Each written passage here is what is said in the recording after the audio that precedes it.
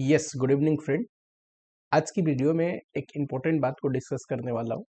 हाल ही में अगर बोलूँ तो लगभग 10 बच्चे तो डेली के यही पूछते हैं कि सर सिंगल ग्रुप का एग्जामिनेशन दूँ कि बोथ ग्रुप का एग्जामिनेशन दूँ, समझ में नहीं आ रहा। ठीक, प्राइमा फेसिया अगर बोला जाए तो आपको किन बातों को ध्यान देना चाहिए, सिंगल ग्रुप देना है कि बोथ ग्रुप, क्योंकि ये डिसीजन मेकिंग इंपॉर्टेंट तो है। बहुत बच्चों के मन में ऐसा आता होगा, स्पेशली शुरू में। तो अभी ये जैन वाला एग्जामिनेशन है, जो सीए इंटर के बच्चे हैं उन्हें इसमें सबसे ज्यादा डाउट हो रहा है। लेकिन कुछ अच्छी बातें हैं जो मई वाले बच्चे के लिए भी बोलूंगा, जो मई 2025 में एग्जाम देने वाले हैं।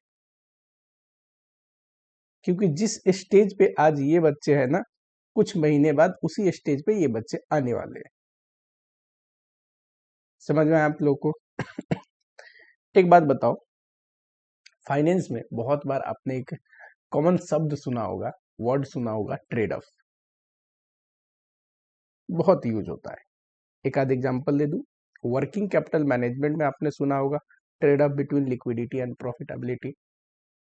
Evaluation of credit policy data management का पार्ट है।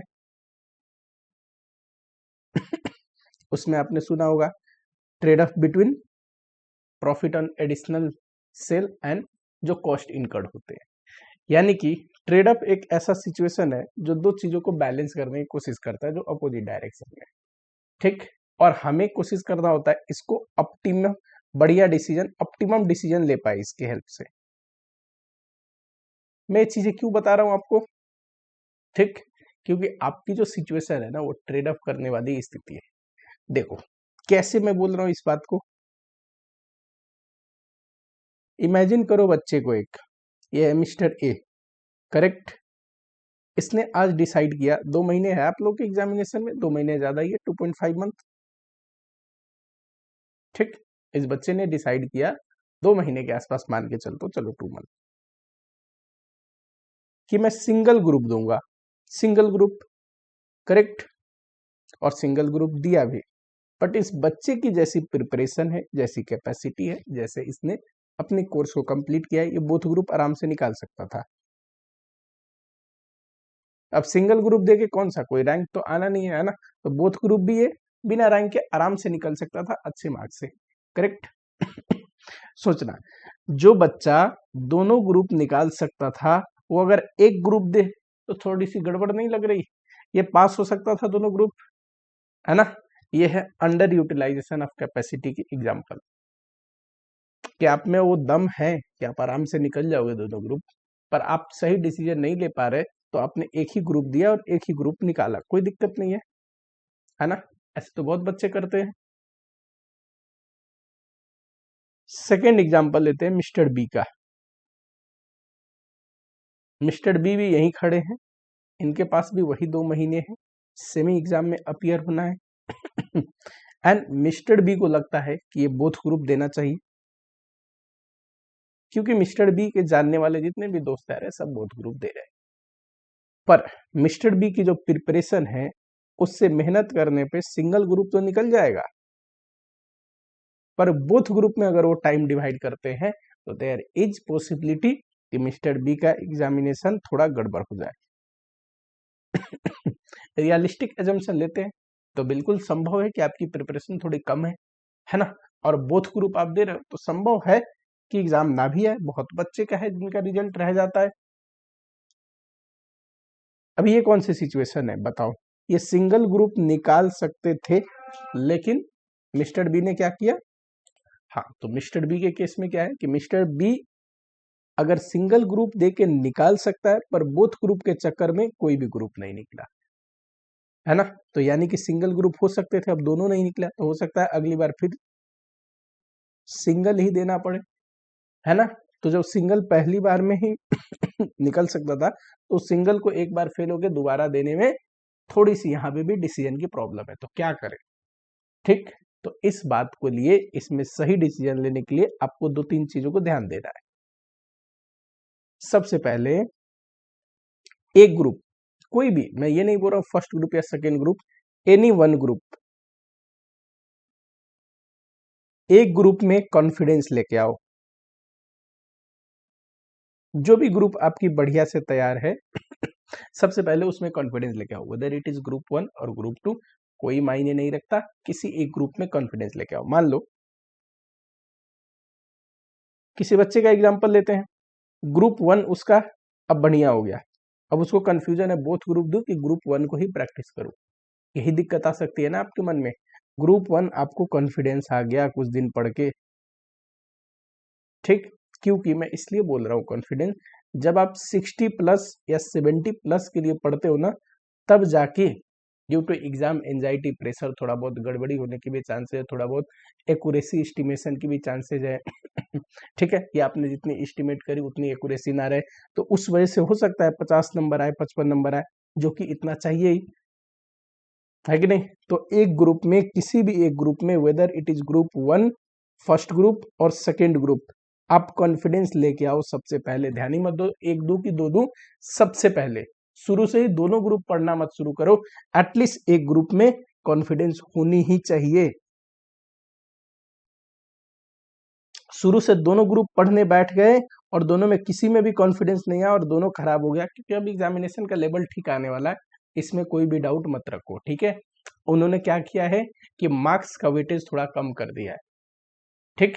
7 नंबर 8 नंबर में वो क्वेश्चन आ रहे हैं जो कुछ समय पहले 10 नंबर में आया करते थे, तो स्पीड चाहिए, ठीक है। क्वेश्चन की लेंथ थोड़े, अब आप देखोगे रिव्यू में बच्चे क्या बोलते हैं, पेपर लेंथी आ रहा है ना। तो इस बात को ध्यान रखना, किसी एक ग्रुप पे पहले फोकस करके कॉन्फिडेंस बनाओ कि एटलीस्ट आप एक ग्रुप तो एग्जाम में अपीयर हो पाओ। जब एक ग्रुप में कॉन्फिडेंस आ जाए, फिर आपको सेकेंड ग्रुप को स्टार्ट करना है। शुरू से ही दोनों ग्रुप नहीं पढ़ना है ठीक, जिनको सिंगल ग्रुप भी देना है, ठीक है, जो ग्रुप देना है उसमें प्रैक्टिस करो, कॉन्फिडेंस लेकर आओ, देखो वो कॉन्फिडेंस आने तक टाइम कितना समय लग रहा है। अगर उसके बावजूद आपके पास समय बचा हुआ है दूसरे ग्रुप को ट्राई करने के लिए, तब आपको साइड बाय साइड इसको स्टार्ट करना है। जब इस ग्रुप को स्टार्ट करेंगे ना, तो जो ग्रुप जिसमें कॉन्फिडेंस आ गया उसको छोड़ेंगे नहीं। नहीं तो कुछ दिन तो इसको, एक महीने ना पढ़ो, एक महीने कंप्लीट ही पढ़ो, तो ये भी ग्रुप में कॉन्फिडेंस चला जाएगा, ठीक। कॉन्सेप्ट समझना अलग बात है, उस चीज को कंटिन्यूअस दिमाग में रिटर्न रखने के लिए डेली रिवीजन जरूरी है, ठीक है। तो सेकंड ग्रुप स्टार्ट भी करना, दूसरा ग्रुप, तो पहले ग्रुप से पकड़ छूट न जाए, इस बात को ध्यान देना, ठीक है फर्स्ट ग्रुप 99% बच्चों के साथ ऐसा होगा, फर्स्ट ग्रुप में किसी भी एक ग्रुप में कॉन्फिडेंस लाते लाते उतना ही समय बचेगा जिसमें आपको क्लियर रोड मैप हो जाएगा ब्रेन में कि नहीं मैं एक ही ग्रुप दे सकता हूं, या फिर नहीं मैं दोनों ग्रुप दे सकता हूं। अगर आपको लगता है एक ग्रुप करने के बावजूद बहुत टाइम अभी बचा है, मेरा एक ग्रुप टाइमली कंप्लीट हो गया, तो इट मींस आप ग्रुप 2 को यानी कि दूसरे ग्रुप को भी अप्रोच कर सकते हो, ठीक। ऐसे तय करना है आपको कि एक ग्रुप देना है एग्जामिनेशन में कि दो ग्रुप। किसी भी दूसरे इंसान को देख के अपने डिसीजन को इन्फ्लुएंस मत करो, ठीक। देखो एग्जाम के लिए समझना यानी कि कंसेप्ट होना अलग चीज है और प्रैक्टिस होना अलग चीज है। मैंने चीजों को देखा समझा, टीचर का पढ़ाया हुआ मुझे समझ में आया, ये अलग चीज है। मैं खुद से पढ़ा हूं कि नहीं, प्रैक्टिस किया हूं कि नहीं, ये दोनों अलग चीज है। ये दोनों ही चाहिए एग्जाम पास होने के लिए, कंसेप्ट क्लियर प्लस प्रैक्टिस भी। कंसेप्ट क्लियर में प्रॉब्लम है तो आप मान के चलना थोड़ा बहुत अभी प्रॉब्लम है, मेहनत करनी है, सिंगल ग्रुप देना है। कंसेप्ट अगर क्लियर नहीं है, सिंगल ग्रुप देना है, बोथ ग्रुप के लिए मत जाओ क्योंकि बोथ ग्रुप दे के भी फायदा नहीं है, निकलेगा नहीं तो आप क्यों अपना टाइम खर्च करोगे, अटेम्प्ट खर्च करोगे।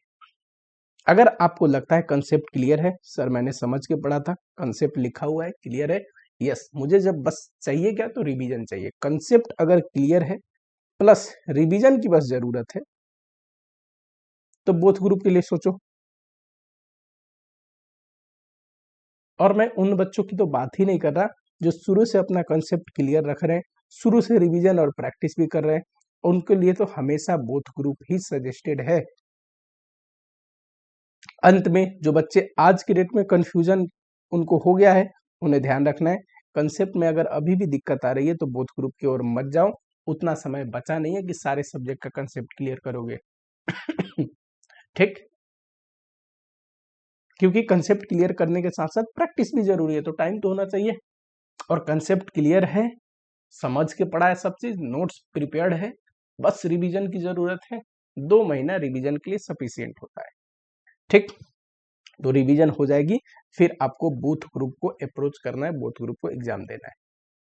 जो भी बच्चे जो जैन में एग्जाम दे रहे हैं, कोई भी डाउट हो, मैं बार बार बोलता हूँ, आपने मुझसे पढ़ी हो ना पढ़ी हो कोई दिक्कत नहीं है।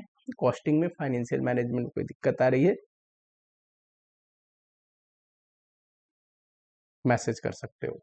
ठीक है, अभी से लेके एग्जाम तक, एग्जाम के बाद भी कोई डाउट हो, कुछ भी हो, आप मैसेज करके पूछ सकते हो। ये मेरा टेलीग्राम नंबर है। अच्छा, मटेरियल वगैरह के लिए एक टेलीग्राम चैनल भी है मेरे अपने ही नाम से, CA Prakash Patel. I think description box में आपको लिंक मिल जाएगी, मैं बोल दूंगा डालने के लिए। उसको चैनल को सब्सक्राइब कर सकते हो, चैनल पे ज्वाइन कर सकते हो, वहाँ पे मटेरियल डलती रहती है, बहुत सारी डली हुई है। ठीक, तो वहाँ से भी आपको चीज़ें मिलती रहेंगी। नए हो, वीडियो को एक लाइक कर दो, चैनल को सब्सक्राइब कर दो।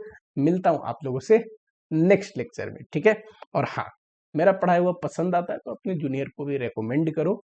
ठीक है, मिलता हूँ आप लोगों से नेक्स्ट लेक्चर में।